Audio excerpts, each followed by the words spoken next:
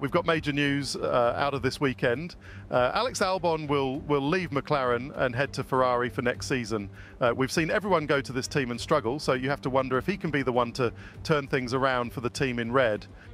You have to wonder, Ted, who's going to replace Albon then at the team? Okay, team.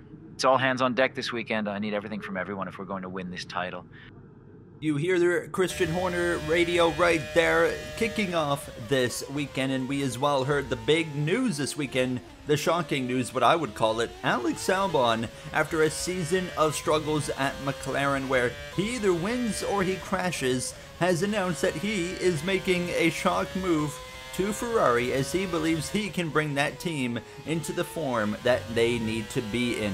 I don't see it personally. We haven't seen Hamilton and Verstappen work out. I really doubt we're going to see Alex Albon and Ferrari work out in this final season. At the same time, I'm not really, amazingly surprised that this is happening because Albon has had a really rough season. I mean, he has lost control of his McLaren in several Grand Prix, and including last episode in Imola. So it's not a huge shock, but it's still at the same time kind of is because he's in the top team, sacrificing his ride after going back-to-back 2 seasons in a row for a championship, of course. But now it's his teammate Aiden Jackson going head-to-head with myself here for Red Bull Ford. We just signed a 1-season contract extension. We will be with Red Bull for one more time next season, and we have 3 rounds to go. You heard Horner say all hands on deck. Jeddah, here in qualifying, never really been my strong point now. Jeddah is a bit of an up and down circuit for me. The last time we were in any sort of a title fight, we lost the championship at this track, and that was due to a mechanical failure here. But we come through now into the second qualifying session. This is where reality is going to hit.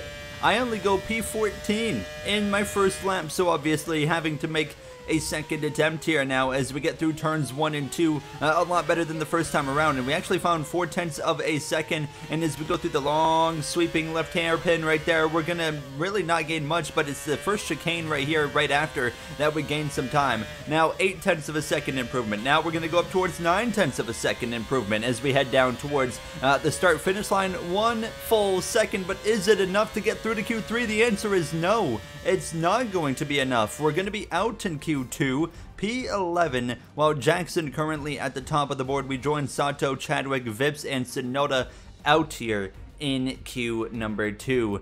We've got some work to do, so let's head to the grid Sunday night. Welcome to one of the fastest races in the entire calendar, and while it's one of the newer races on the F1 World Tour, it's already staked its reputation as a fan favourite. It's Jeddah, and it's the Saudi Arabian Grand Prix. So let's take a look at the topographical map of the Jeddah street circuit. As you can see, a number of challenging corners for the drivers to master here.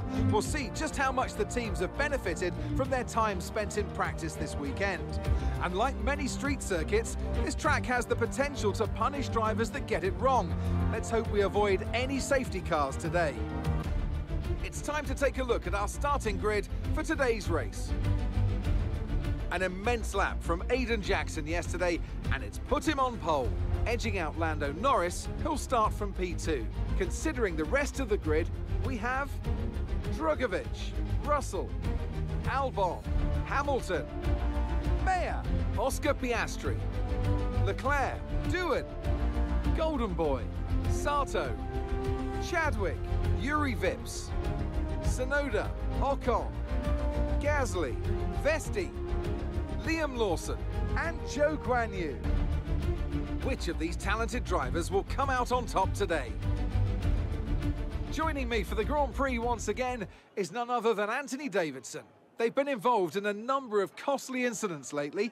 That's got to affect their mindset going into this race. It's not an ideal situation by any means. When you get into a bad run like that, there's always a risk of frustration creeping in, which can cause more mistakes and locks you into this vicious cycle. Hopefully today they can get through turn 1 cleanly and stay calm for the rest of the race. We're ready to roll here now. It's going to be the usual softs to mediums now, as we have about 30.8 laps of field to start this Grand Prix. Let's get ready to roll for the formation lap. Jackson on pole. Here we go then, the formation lap gets underway and the excitement here is building as we near ever closer to the start of the race. Which team will come out on top? Who's got their strategies right for today's race? Well, we'll soon find out. Jackson, Norris on mediums, several drivers on mediums, but the majority largely on softs. So as all the cars reform the grids, the drivers will be hoping to get a strong start. They'll want to earn some valuable points from today's race, with final communications being done with their race engineers, ensuring the planned strategies are all in place. All right, Mark, keep me updated on Jackson's status as much as you can here. Yep, will do, mate. Just do what you can here.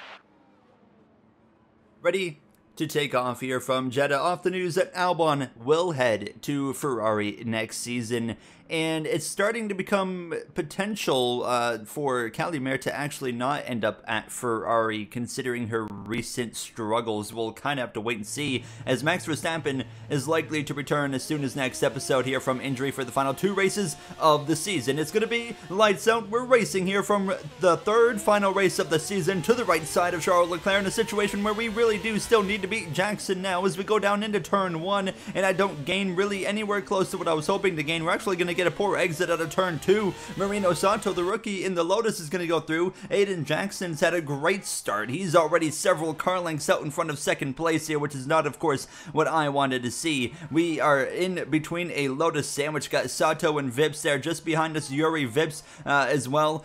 Rumored to be potentially as well in the conversation now against Callie Mayer to go to Ferrari next season. So Mayer, if that doesn't quite work out for her at Ferrari, she's going to stick with Connor Sport. Connor Sport has already said if things were to go that way, Connor Sport will keep Callie Mayer with the team. And there's Mayer right there, losing out to one of the Connor Sport machines and the Lotus as well. She drops down to P10 after a rough start to her opening lap here in Jeddah. So if she sticks with Connor Sport, where does Jamie Chadwick end up now? That's the next question. As we breeze past Mayer, something not quite right in her Ferrari right now as we continue on into the top 10 again. As you can see, Marino Sato now to the right side of Jack Doohan, and Mayer under pressure from Yuri Vips now. And as we just found out, she might be going head-to-head against Yuri Vips here for that spot in the Ferrari team next season. As you can see, Doohan fights off Sato at the end of this first and opening lap, and I was struggling right off the bat here, running P10, and you can see I can't even get close enough in this opening couple of moments to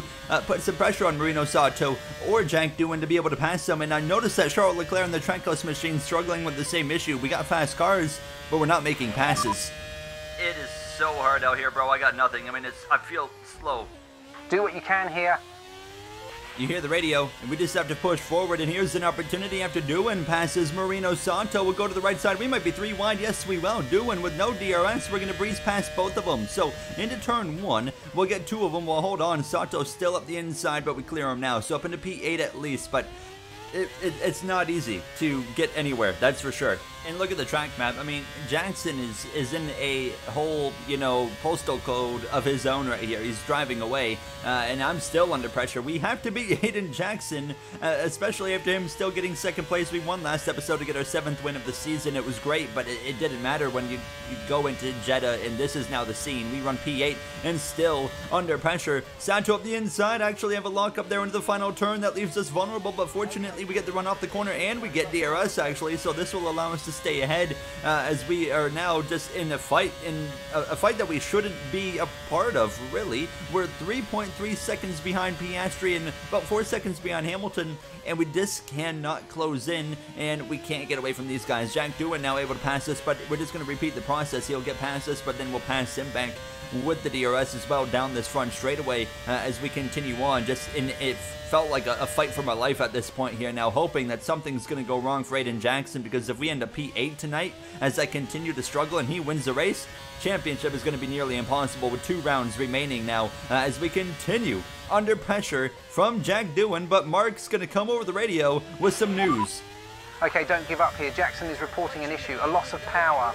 You hear it there, Jackson, a loss of power as we start lap 9, back ahead of Jack Doohan. So let's just pay attention to that track map. That's something we have to keep an eye on, but we'll take a look here momentarily. But you can already see it looks like that gap is definitely coming down between him and Alex Albon, who runs P2 right now, as we continue to try and just defend over the cars behind. The gap continuing to increase of the cars in front of us here now. Starting lap 10, the gap, sure enough, it's now down 1.7 seconds, and it continues to close. There's the 10th right there from Albon, who already closes in now 1.6, about to be 1.5 seconds. He is quickly closing in and bringing everybody with them, as I got passed at the end of the lap by Jack Doohan. And just as that happened, Mark presented an alternate strategy, and I felt desperate. We got to try something. So we're going to come in, we're going to put on mediums about 2 laps early, basically, and just try to find something here and hope for something to go right, a miracle of some sort. So we'll rejoin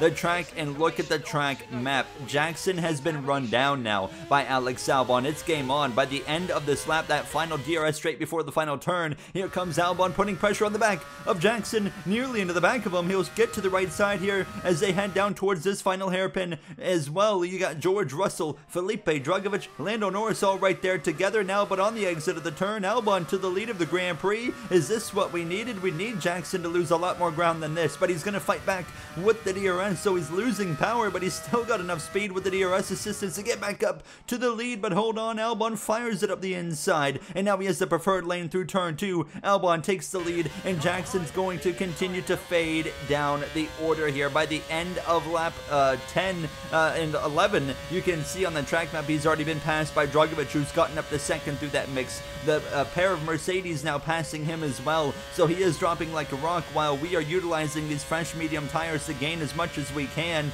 And you can see, here's the difference maker. We were over 4 seconds behind Hamilton when we pitted. We're right with Lewis Hamilton now, so this is going to get really interesting. Jackson is apparently going to go long here. He's looking like he's playing the long game. Has actually clipped the wall there on the left front, but now we know we are going to be at a pace disadvantage to basically everybody, so it's just going to be about holding on as long as we can. Drugovich now into the pits. As you saw, we were running down Hamilton, who's stuck behind the BMW of Esteban Ocon here, so sure enough, down that last DRS straight before the final turn, here we go, around the outside of both of them. Hamilton's quicker than us right now, but we're able to just really catch him off guard and catch him vulnerable there in that battle with Esteban Ocon. So we settle through into P7. Jackson has yet to make his pit stop. Albon, as well as the pair of Mercedes and Jack Doohan as well, they are all going to be pitting here very soon, but Hamilton is going to get us down this short straightaway now. I just didn't have enough for him. He's able to get through and take that 7th position. Alex Albon, Jack Doohan, as well as the Mercedes of George Russell, all exiting the pits now. Leclerc sets the fastest lap of the Grand Prix. Albon comes out just in front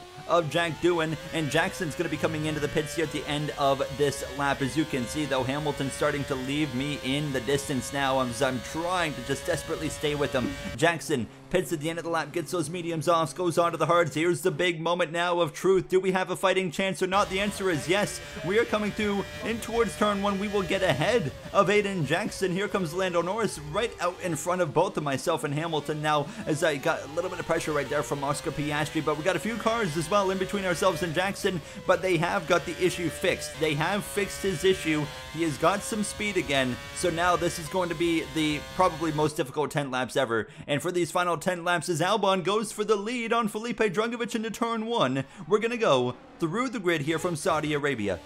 Albon has the preferred line here and will be able to exit ahead of Drugovich, fresh off the news that he will depart McLaren for Ferrari next season. We've got Zach Brown on the pit wall to discuss the move. Zach, do you got us? Yep, I got you guys. Zach, was this a mutual decision or primarily Alex's? It was all Alex. We still wanted him on the team. The direction we've gone with this car has not suited him, as we've seen. He's spun himself in basically half the races this year, so he either wins or crashes, really. He lacks confidence in a car that we don't plan to change much, and Ferrari got note of his contract ending and came in and got him. All right, thanks, Zach. We see Aiden Jackson running 10th currently, as they have gotten his power issue fixed. This is a miracle for Owen, who is having a rough night. They can't seem to find any pace in his Red Bull. However, Jackson will catch Owen before this is over. Problems, guys. Charles Leclerc is pulling over. His engine has failed. And that is going to bring out a virtual safety car. A virtual safety car is out due to Charles Leclerc in that mechanical failure, and based off the location he's stopped, So we're going to get back rolling. You can see through the grid we got passed by Oscar Piastri, and Hamilton had driven away. Jackson, 9th now, then up into 8th here now, 1.4 seconds back, lap 18, more yellows. It's Lewis Hamilton. Another mechanical failure for Hamilton and for Ferrari this season, and you wonder, why is Alex Albon choosing this team to really try and rebuild? I guess this is his project. He wants to make that team great again, going forward into the final season of this career mode. We focus in on Oscar Piastri now, but the gap to Jackson is closing significantly. He's less than a second behind. Okay, mate, you need to beat him at all costs tonight. We must finish ahead. Do whatever it takes here, Gary.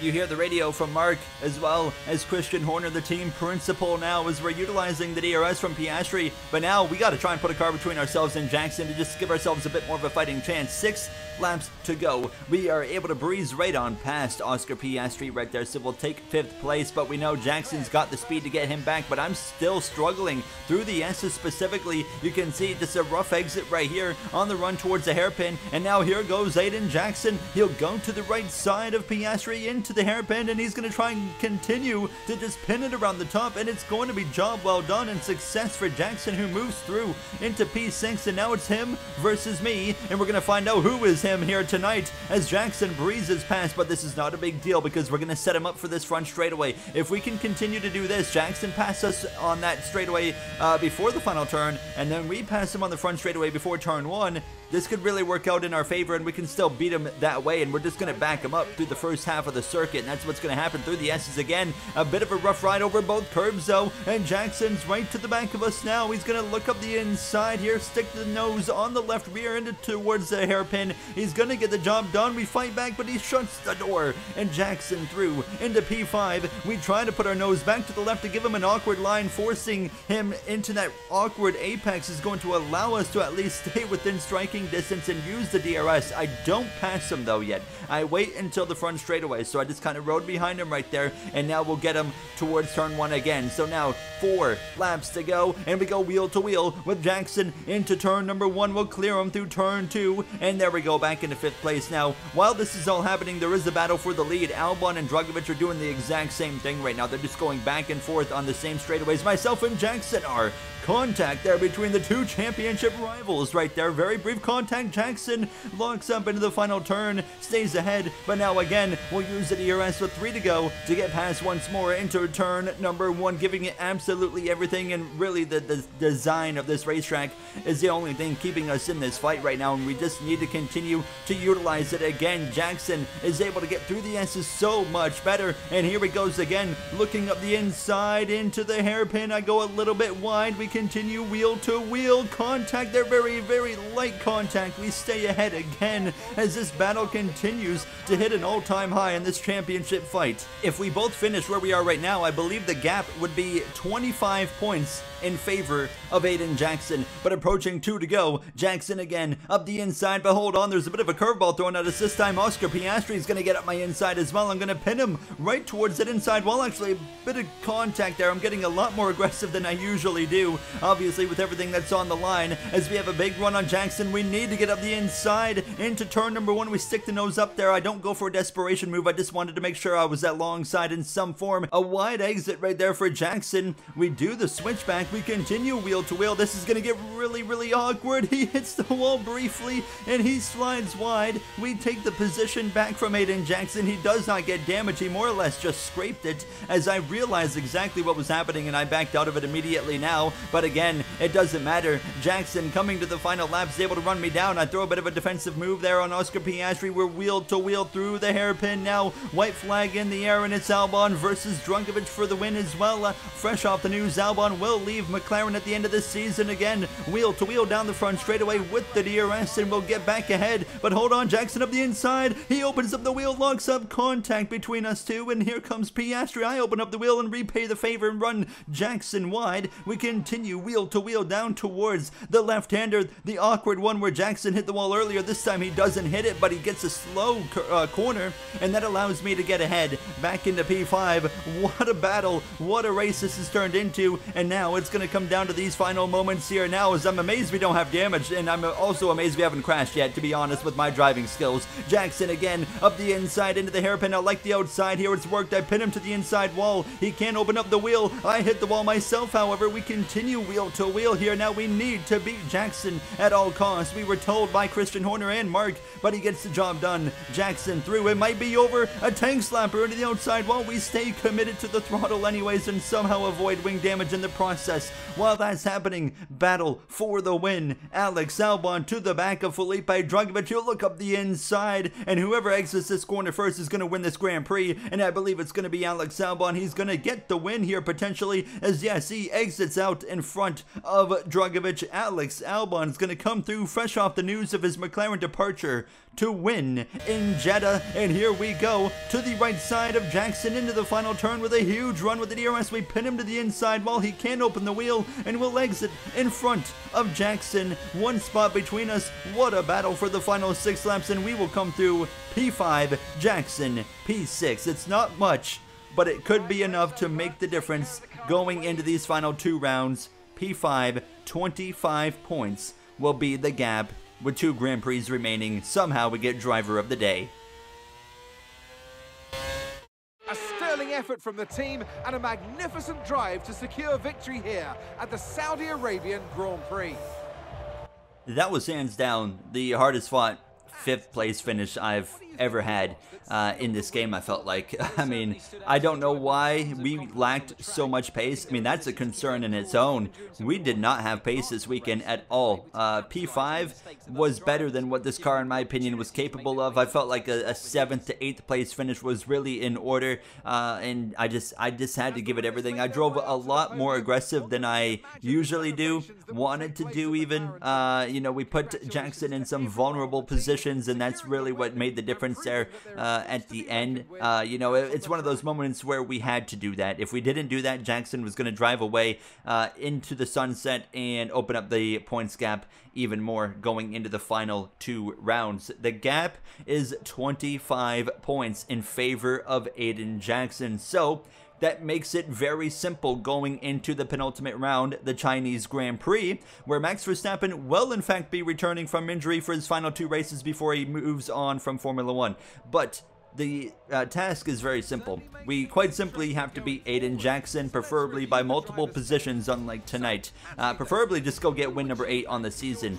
So yeah, we got to beat him. If Jackson beats us and opens up the gap by 26 or more points, or if he opens it up to 27 or more, it will be over, as obviously we could still win a championship with 26 points due to the fastest lap bonus point. Right now we would win a tiebreaker.